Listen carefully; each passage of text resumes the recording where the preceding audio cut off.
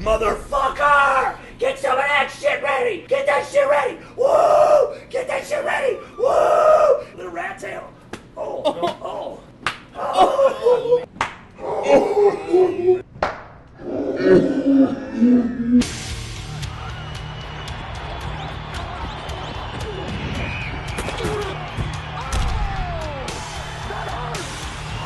This is the Super Bowl championship terrible towel. Fuck you.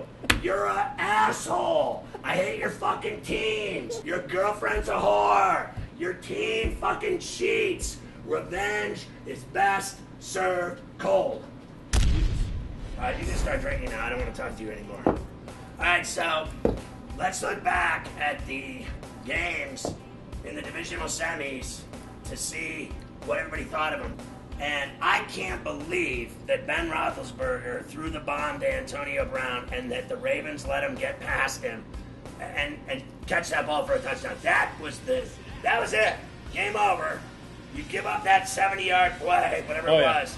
Game over. How do you let that happen when you're a defense as good as the Ravens? Are they just not meant to ever win the Super Bowl again? No, it's not that they're not meant. I think somebody fell asleep. I think their defense was so hyped up, and you don't expect a guy who's a virtual unknown to come out of nowhere. And sometimes it happens with guys like that, where you see a player who doesn't get the acclaim throughout the season comes up with the biggest play of his life on the biggest stage, taking out probably their biggest trash-talking rival, because you know how they love to just go at it. They just jaw and jaw and jaw and jaw. And, you know, you called it early because you said that if the Ravens with a steady dose of underneath, Ray Rice, underneath, and that's what they kept doing, and it kept working. I don't know what happened. You don't expect that offense to turn the ball over as much as they did. Twice in the second half. And the Steelers, I mean, you got to give them credit. You never expect those two teams in a shootout. Here's when I thought the game ended. Believe it or not, at halftime, when the Ravens were running off the field, they had a camera guy right near their locker room as the whole team came off the field, dancing, celebrating, going number one. College football players do that. We're number one. I've never seen a pro football player say, we're number one. At halftime. At halftime. Laughing, making faces in the camera. I don't know if you saw it. Watch the film. They're running off the field, dancing. They're like, it's over. Waving to the crowd. 30 minutes of football left. Steelers came out and kicked their ass. It's as simple as that. I don't know what was said at halftime. I don't know what Mike Tomlin did, and I usually don't give the coaches that much credit for wins like that because the players have to make the plays on the field, and the Steelers players did make the plays on the field when they had to win the game. Right. But if you watch that whole game, Tomlin's demeanor did not change at all, whether they were losing and even when they were winning. A little fist pump, a little clap, a little yeah, you know, every now and then. But his demeanor didn't change, and it started with him, and it just went through the whole game. To see Ray Rice fumble, the first fumble he's had in about 480 touches, such unbelievable. I mean, and to see Flacco throw an interception to basically no one, who was the Ravens receiver he was throwing to in that interception? He missed him by 10 yards. He was throwing to Heap. He missed Heap by 10 yards. It was over his head. It was horrible. They couldn't even snap the ball right. The Burke snapping it too early and then dropping it. I mean, and then the fact that he snapped it into his own rectum. Right, and you take out Ray Rice fumbles it for the first time, the longest time, and then you sit him. He's the only reason that you were up 21-7. That was a dumb move by Harbaugh. It cost him the game. To have T.J. Hushmanzada drop the last pass, though, was sweet. That was great. Did you see that drop? That was great because it was right in his freaking hands, right in his chest. No one would drop it ever, and he dropped it. And it was the first down. Saturday night, the Packers humiliated the Falcons, and I have never seen that I can remember. I don't think I've ever seen a quarterback play better in a playoff game in my life. I'm 45 years old. What Rodgers did to the Falcons was a work of beauty. It was a work of art. It was a gem. 31-36. Every single play he ran worked. Did you get to see that game? Yeah, I did see that game. And when I was watching that game, Rodgers looked like a young Tom Brady. I mean, he was making amazing throws. And then the defense was key, too, because from the start of the game, they were getting right at Matt Ryan. Clay Matthews had that sack early in the game, and I think from then on, they saw the offense was clicking, the defense was clicking, and they were just scared. Vic. Yeah. First time he dropped back the week before, he got eaten alive by Matthews, and then it was just the whole night. They kept hitting him. I think that really shook up the Falcons. They saw that the Packers came to play, and they got scared. But the Falcons were up 14-7. Yeah, it's amazing. It was they had the 100-yard run back. It was a clinic after that. I mean, they just took over. I said the Packers were going to beat them. They're the most dangerous 6 seed to ever make the playoffs, maybe.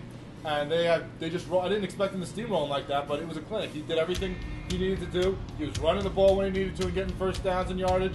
I mean, you didn't even see Tony Gonzalez enter that game really for Atlanta until the end, and he got hurt. He's going to quit football. He should, the way he got knocked down in the last Now he's game. going to make those protein shakes, and his tastes like freaking ass butter. He sent me a bottle of it because I'm friends with him. Not anymore. I love the guy. He's the greatest guy. And his wife, you saw her. She's the hottest Oh my pizza God, ass. she's sexy as hell. She's the hottest pizza ass. Like, I beat off to her. I would too. But his protein shakes taste like ass. Like wet asshole. I was so happy Saturday night that I really didn't care about anything else that happened. I was just like, all I wanted to do was cover bets. And Seattle let me down. They tried the backdoor cover. Late in the game, they're, last minute, they're like, oh, wait a minute, we're down 30. Here we go, let's start trying. I knew they would have trouble at Soldier Field. It was snowing, it was blowing, and that Olsen touchdown early. When they scored early, the Bears, I knew it was over. I don't care what the final score said, the Bears were going to win that game. They kicked their ass. Don't let the score fool you. They lost by 11. They were getting 10, but the Bears really did blow them out. I mean, the Bears had the momentum right from the get-go. You mentioned the Olsen touchdown. They had another score right off the top. To see the wind taken out of the Seahawks sails so quickly, it was kind of surprising to me, considering that they had really hit their peak the last 2 weeks. They got hot the last 2 weeks, but they really did suck. No team loses 9 games by 15 or more points. All 9 of the games by 15 or more. So Sunday I'm going to wake up, and I just wanted to cover bets because my Steelers had already won, and that made me so happy. I really didn't care about human beings or life or breath or anything. I still was mad about taxes, though. But Seattle got blown out. Don't be fooled by the score. They lose by 11. They were getting 10. They tried the backdoor cover later. Oh, look, we're down big. Let's try to hurry up and get in the game late. With 7 minutes left, they were like, trying to score. They got their asses beat at Soldier Field. To see the Bears take the wind out of their sails immediately with the Olsen touchdown and another score right afterwards, considering the way the Seahawks have been playing the last 2 weeks, I think it was kind of surprising to me. Jay Cutler, what do you have to say about him now? 2 touchdowns rushing, 2 touchdowns throwing, and he was into it. I've never seen that guy get into anything, but he was pumping his fist, he was touchdown, he was high-fiving his teammates, jumping in piles. I've never seen him emotional. No, that was a great performance by Cutler, and he definitely quieted some critics, but good 1 week, bad the next week. Jay Cutler, against that Packer defense, you're not going to see the same Jay Cutler. So Bears fans, enjoy it while you got it, because I'll tell you what, the Bears played well. Don't get me wrong. They looked like a team that was on a mission to knock out a team that was far less What was talented. that game? So let's start talking about this time. Well, hang on. What I wanted to say was, don't take the Seahawks out of this picture because they did play a solid game. I thought they had a shot at winning the game. But when John Carlson got upended and knocked out, their best receiving threat, in my estimation, was taken out of the game. The wind was taken out of the game. John Carlson is the key. John Carlson is the key to that offense. He's the tight end, and when he went out and he ended up getting knocked out of the game, they had to put that kid Mora in, who dropped a wide open pass that would have been 20 yards downfield and would have kept the drive going. He makes that catch, John Carlson, every time, and I guarantee you that they go on. That wasn't the problem. The problem wasn't their tight end, it was the Ben was Bears throwing tight the end. ball all over the field. He wasn't even Because he had no one else to throw to, because John Carlson was out of the Mike game. Williams. That's Yeah, it. no, Mike Mike- Williams. That's his Mike safety Williams wasn't blanket. open Yeah, the where whole was game. he? With He Charles Mike Throwing Williams on is him. like a 6'4" guy. You throw the ball up there, give him a chance to make a They play. did. They threw 2 Yeah. bombs to him, and they were overthrown Yeah. both times. The problem wasn't that he didn't have Because Carlson. here's the problem thing. was- They lost Because here's nine- what they happens. lost 9 games. Anytime you insult somebody who went to USC or is from California, oh, Mike Williams sucks. does USC have to not do with this? but he's not a good receiver. All I'm saying is John You're Carlson's trying to the make it safety seem like blanket. Carlson was a deal breaker in that game. Like He was. He's the safety blanket. When all the receivers are covered, he goes Carlson underneath. wasn't even throwing the ball right to these guys. When the Bears have a chance to beat Well, the Packers. I think they got a chance. They got the home field advantage. It's But a rivalry, dude. And it is a rivalry. 10-3. I mean, if it's going to be 13 points, 16 points, 20 points, anything could happen. I'm taking the Packers by a field goal. I think it's going to be a late field goal by Mason Crosby that wins it. I think it'll be by more than a field goal. It's going to be a tough So they game. won't cover the Packers. No. I think they will. And, the key is, Olsen was huge in that game against Seattle. He's the reason they won, not the other tight end. It was the Bears tight end. He had 3 catches for over 100 yards on the first In the 2 first drives. half. Right. Not even the first half, the first quarter, the first 2 drives. But now you have to go against a good linebacking core in the Packers. They're going to cover him a lot better. You have Woodson's going to shut down their outside receiver. It's going to be a completely different game, and Cutler doesn't have things going well. He is frustrated, he forces it, and he loses the game, and that's what's going to happen. Do the Bears score twice against a team that allows 15 points a game all year, and right now they're allowing probably no more than 10 points. I think it's going to be a high-scoring game for both teams. Do you? Yeah, I think it's going to be a shootout. You saw the way both these guys played last week, and I think they're both going to show up the same way, both quarterbacks. I think both defenses are going to show up. I think there's something dangerous about a home team that has the 3.5-point underdog advantage. I mean, when was the last time you seen a home team with that's a 3.5 dog in a championship game to decide a conference? I like the fact that the Bears have a better pass rush than Atlanta. It's going to be in Aaron Rodgers' face the whole game, and I think the Bears will shock them and beat them. Wow, he's taking the Bears. Packers. Packers. All right, so I want to tell you a story about the Jets and Steelers. You know, our boy Devil Rich called up. Right. He called up to ask me what I thought of the Jets, and I'm like, I'm just glad they covered. Like, get it through your head that I don't like the Jets. Right. Look, you know this. I don't think he does. Like, he'll call me after games, and I love Rich, but he'll call me after games and be like, the Jets. I'm like, dude, you know what he said to me? We need to have a party to watch the Jets and Steelers, and I went, fuck you. Isn't this a lovely show with the language? Happy New Year. Anyway, Steelers-Jets, who wins? Coming back 21 down, that's impressive in the playoffs. I'm going with Steelers. But you don't look real confident.